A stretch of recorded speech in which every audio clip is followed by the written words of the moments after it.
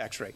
But if we go in and take any one individual tax in and of itself, I think we're going to be right back in the exact same position that we have been in the past. It's time to put all the options on the table, come up with a system that's fair, that's flatter, that encourages businesses and industry to come into South Carolina and helps existing businesses and industry. You know, I was a small businessman. When I ran a mom and pop furniture store in Westminster, South Carolina, I understand those struggles. I grew up in the business. My first job was coal bucket boy. And I understand the strains of paying those taxes, of having government intervention on a daily basis, the rules and regulations when you're dealing with your own money and making those payrolls, whether you're going to make the payroll or whether you're going to be able to provide for your family's future. But comprehensive tax reform in South Carolina is first and foremost. A standalone cigarette tax comes across your desk. If you're governor next year, do you veto it? Absolutely, unless it's in a total comprehensive reform package. Okay. Lieutenant Governor Bauer, your response here. I did sign the tax pledge, but South Carolinians, be aware, we don't just have a taxing problem. We have a spending problem. We can change the tax from property tax to income tax to sales tax. The problem is South Carolina and its elected officials at every level have an insatiable appetite to spend more money. As your Lieutenant Governor, every single tax increase that's been proposed in the South Carolina Senate, I ruled it out of order every opportunity I had.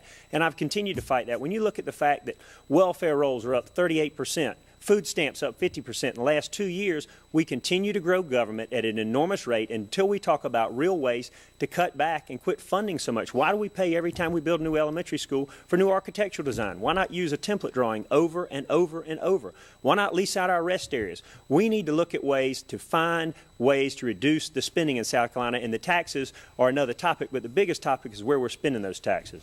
Cigarette tax comes across your desk as a standalone bill next year. Would you veto? Not if it has the equal tax cut in it. If we reduce income taxes in exchange for a tobacco tax, sure, I'm for it. Good enough. Thank you, sir. Representative Haley, your view on this and the Americans for Tax Reform. Familiar Thank you, Mark. And I did sign the no new tax pledge, but I'll tell you, as an accountant, we have one of the most band-aided tax structures in the country. We need to look at every single tax. We need to look at every single fee because a fee is a tax, and we need to look at every single exemption. The very first thing we need to do is eliminate the small business income tax, because when you give businesses cash flow, when you give them profit margins, what's the first thing they do? They hire people. They invest back into their state. Then we need to look at reducing towards elimination of the personal income tax so that people don't go all the way down to Florida. They actually stop and invest their dollars here. But this is what's important. We can all sign pledges, but pledges don't mean anything. They're a sheet of paper that you sign. It is actions that mean everything. And with all due respect, Congressman Barrett co-sponsored the value-added tax in Washington that's like a national European-style sales tax that would turn around. It's what Obama's talking about for dealing with health care, and that goes to show signing a paper doesn't matter. It is how you act and what you do that makes a big difference, and that would hurt every South Carolinian. Well, Congressman Barrett, you would get the next question, but certainly feel free to follow up to Mrs. Haley's assertion just now. Sure. Well, again, when we're talking about taxes in South Carolina, she's right. We need to put all the options on the table and come up with a system that's fair and that's flatter. Okay, appreciate that, sir. Next question is a tax follow-up. Sure. This has to do with the corporate income tax. There have been rumblings around the State House here, especially this session, about eliminating entirely the corporate income tax. We would join Washington, Nevada, and Wyoming as the only states in the nation to do so. This is from the American Tax Federation, a nonprofit group that looks at tax reform in a comprehensive fashion. So this, you can go to americantaxfederation.org. Alabama, a 6% corporate income tax rate. Florida, 5.5%. Georgia, 6%. North Carolina, 6.9%. Tennessee, 6.5%. South Carolina, 5%. I keep hearing people talk about staying economically competitive, but it would appear, at least on this paper, that we are in that arena. Would it be responsible, facing the budget shortfalls that we're looking at right now this year and next, to give up that revenue stream in this environment? Well, again, Mark, I think it gets back to the same question that you had last time. I think if we pull up any one individual tax, whether it's cigarette, corporate, income, grocery, we've looked at everything, we've massaged everything. But the fact of the matter is we need to put all the options on the table and come up with a system that's fair, that's flatter, that encourages businesses and industries to grow. Act 388, the property tax relief. Again, it's out of kilter. And a lot of people are screaming. They're saying, we need to take some action. But if we dealt with it just alone, it would be one of the largest tax increases in South Carolina's history. So again, when we're looking at those options, let's put all of the options on the table. Let's come up with a system that encourages businesses and industry to grow in South Carolina and businesses and industry to come into South Carolina. Lieutenant Governor, should we abolish the corporate income tax? Yes. We talked about the corporate income tax being somewhat fair in the Southeast, but we didn't talk about the property tax that's disproportionately high. And we placed that burden because of Act 388 on the business owners. Furthermore, if we really want to change the way South Carolina is perceived and we really want business to come to South Carolina, that would be the #1 vehicle that we could change in South Carolina where business would flock here. They would absolutely come here in droves. We wouldn't have to give as big as an incentive package because they'd come here purely based on the income tax, and that would be the best thing that we could do for real economic development in South Carolina. Representative Haley, your view on the corporate income tax? Absolutely, we need to eliminate it. But I mean, let's look at a good example of it. Everyone is celebrating the fact that Boeing came to this state. It was a great opportunity for South Carolina. But we don't need a Boeing and BMW every 20 years. We need to look at the fact that Boeing basically came for 2 reasons. One, because we're a right-to-work state. We keep the unions out. We need to keep it that way. But 2, because we gave them tax incentives.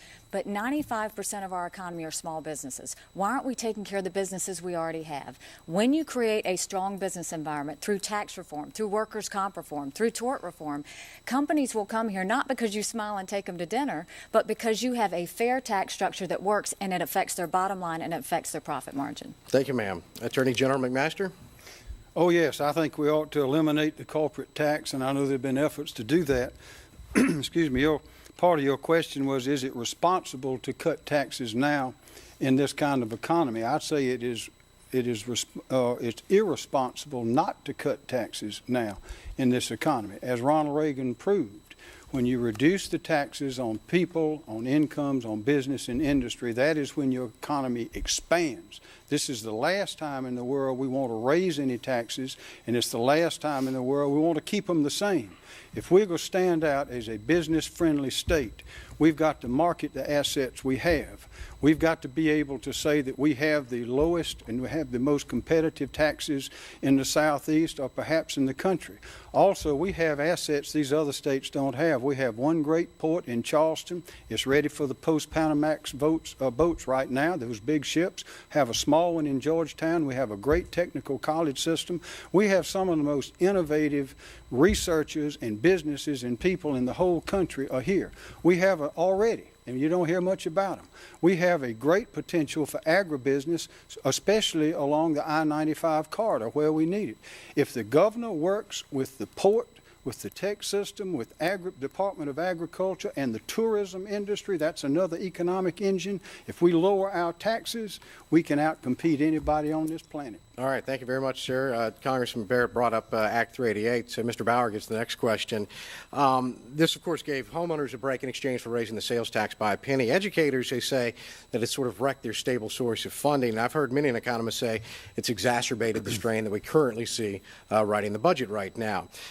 This was sold to the people of South Carolina as a way of allowing you to keep more of your money, as a way of making the economy in general a lot more prosperous. Yet, not more than 2 years before that bill was signed into law, when the Great Recession hit, we had the 3rd worst unemployment rate in the entire country. What did not work out for us in that exchange? Were we sold a bill of goods? Did it act as it was intended to act? Absolutely not. As a small business owner that makes a living off houses, I paid more in property taxes on real estate than I made as your lieutenant governor. And it has put me where I won't be able to do the business anymore at the current rate we're at. But don't be fooled. Education is a problem where we continue to hear more money, more money, more money. What we need to say is, why do we have such a big administrative cost in education? Why are we far above what doesn't make it to the classroom versus the other states in this country?